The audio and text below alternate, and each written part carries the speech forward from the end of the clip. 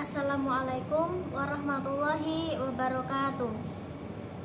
Perkenalkan, nama saya Dewi Arum Setiawati dengan NIM 20030966081. Kelas 5C, Prodi Pendidikan Guru Madrasah Ibtidaiyah, Fakultas Ilmu Tarbiyah dan Keguruan, Universitas Islam Negeri Wali Songo.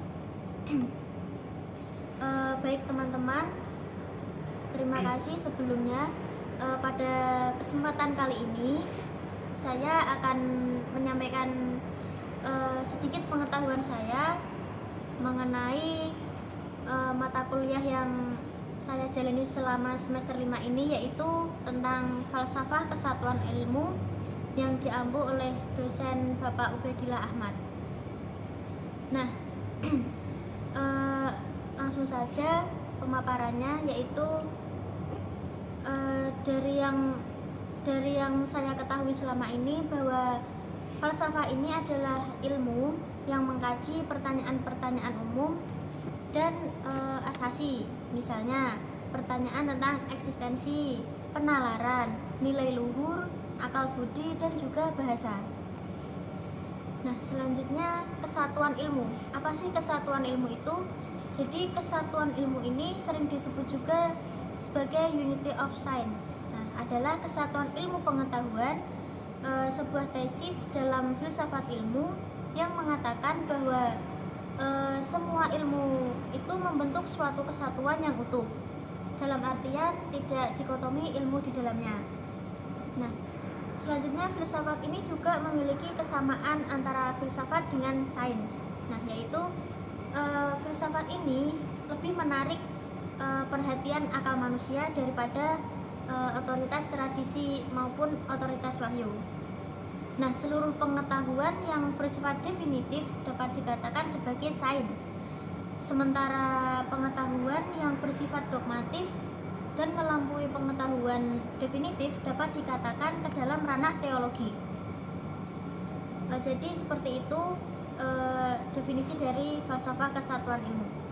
Nah, selanjutnya saya akan menjelaskan bahwa filsafat kesatuan ilmu ini merupakan sebagai induk dari keilmuan rasional. Nah, yang di dalamnya ini terdapat 3 cabang utama dalam falsafah, yaitu ada ontologi, epistemologi, dan juga aksiologi. Nah, saya akan menjelaskan tentang ketiga cabang utama tersebut. Baik, saya akan menjelaskan cabang utama falsafah yang pertama, yaitu ada ontologi. Nah, pengetahuan saya, ontologi ini disebut sebagai filsafat pertama, sebab pertanyaan awal yang dikemukakan oleh filsuf Yunani kuno ini adalah mengenai hakikat dari segala yang ada. Nah,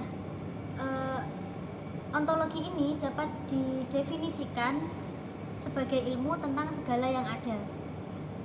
Jadi ontologi ini membahas permasalahan mengenai yang ada, baik yang ada karena diciptakan maupun dengan adanya sendiri, dengan sendiri adanya.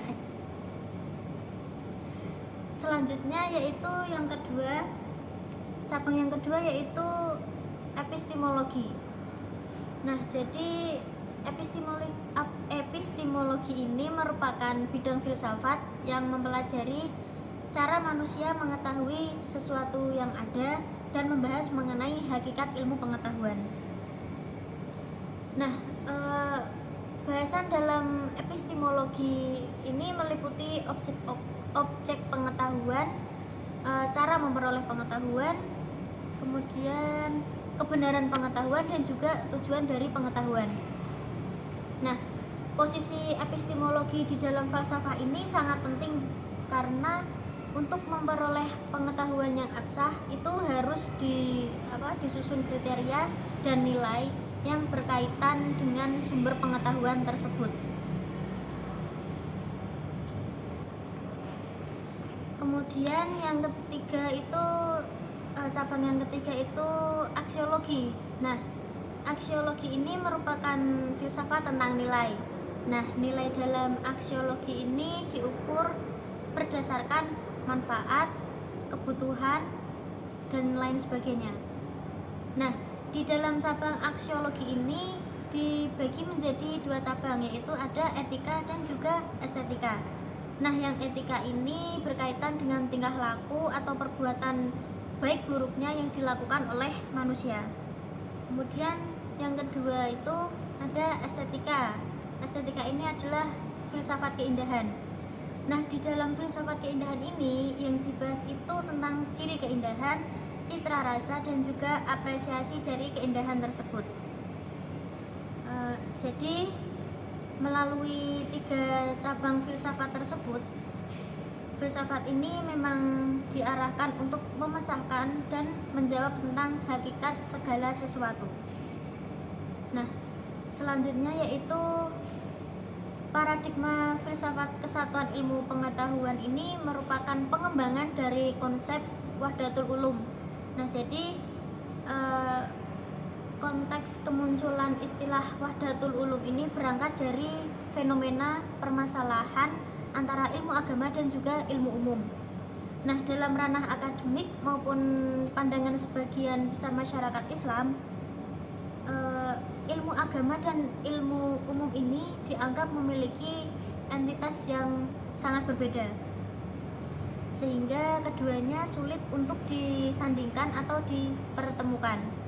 Nah, ilmu agama dan ilmu umum ini memiliki objek kajian dan teorinya sendiri pun yang dalam pembahasannya kebenaran itu juga berbeda. Nah, dikotomi semacam itu semakin meruncing ketika oleh sebagian ahli sains ilmu agama ini dianggap bukan sebagai ilmu karena dibangun berdasarkan keyakinan alih-alih dengan pembuktian. Nah, gejala dikotomis antara ilmu tersebut sebenarnya itu sudah terjadi di masa awal kemunculan filsafat. Nah, terkait dengan peradaban pandangan mengenai alat dan sumber pengetahuan, terdapat 2 tradisi epistemologi dalam filsafat Yunani kuno yang masing-masing ini diusung oleh tokoh besar, yaitu ada Plato dan juga Aristoteles. Nah, perbedaan epistemologi antara keduanya ini kemudian melahirkan 2 jenis ilmu, yaitu ilmu yang diperoleh dengan jalan observasi dan juga ilmu yang diperoleh melalui ilham atau dari Tuhan langsung. Nah, yang diperoleh melalui observasi ini disebut dengan ilm al-husuli. Nah, sedangkan ilmu yang diperoleh melalui ilham atau muncul dari Tuhan ini disebut dengan ilm al-buduri. Nah, selanjutnya pandangan filsafat menurut Al-Kindi. Jadi Al-Kindi ini adalah tokoh besar filsuf pertama yang melakukan penulisan filsafat sistematis dalam dunia Islam. Nah, beliau ini mengklasifikasikan pengetahuan menjadi 2 macam, yaitu ada pengetahuan indrawi dan juga pengetahuan yang diperoleh melalui akal. Nah, yang pertama ini ada pengetahuan indrawi. Nah, pengetahuan ini bersifat empiris, artinya pengetahuan yang diperoleh melalui akal, bersifat non-material dan mengandalkan penyimpulan yang logis. Kemudian yang kedua ada klasifikasi yang dilakukan oleh Al-Kindi ini menunjukkan bahwa perbedaan epistemologis yang terjadi di filsafat Yunani kuno ini juga merambah ke dunia keilmuan Islam pada awal munculnya filsafat ke dunia Islam. Nah, jadi di era modern ini konsep wahdatul ulum yang paling terkemuka itu barangkali ada gagasan islamisasi ilmu pengetahuan. Nah, jika ditelusuri lebih jauh secara substansialnya ini, gagasan wahdatul ulum tersebut itu berangkat dari kebutuhan akan pendekatan baru terhadap ilmu pengetahuan dan realitasnya kaum muslimin yang terus berkembang.